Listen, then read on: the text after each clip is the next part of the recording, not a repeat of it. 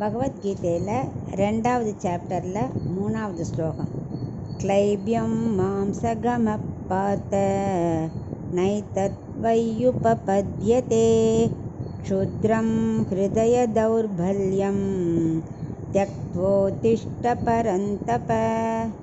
கண்ணன் தன்னோட உபதேசத்தை ஆரம்பிக்கிறான். பரந்தப அப்படின்னு அர்ஜுனனை கூப்பிட்டுட்டு, உன்னை கண்டாலே எதிரிகள்லாம் கலங்கி போவா. உன்னோட வெண்ணிற ஆடையையும் வெள்ளை குதிரைகளையும் காண்டீப வில்லையும் கண்டு எதிரிகள் எப்படி அஞ்சுவான்னு தெரியாதா உனக்கு? அப்படி இருக்க நீ கலங்கி போய் நிற்கலாமா? எழுந்துரு. மக்களை காப்பாற்ற வேண்டிய நீ கலக்கத்தை விட்டு எழுந்துரு. சண்டைக்கு தயாராகு. கர்மத்தை உலகத்தில் நிலை நிறுவத்தானே நான் உன்னையே தேர்ந்தெடுத்திருக்கேன். பின்னையே உனக்கு இந்த வீண் கலக்கம்? கோழைத்தனத்தை விடு. போர் வீரனான நீ கோழையாக இருக்கலாமா? ஹிருதயம் ரொம்ப தளர்வாக இருந்ததுன்னா அது மிகவும் ரொம்ப தாழ்மையானது. மனத்தளர்ச்சியை போக்காவிட்டால் அது உன்னை புதக்குழியில் மேலே மேலே கீழே கீழே தள்ளி விட்டுடும்.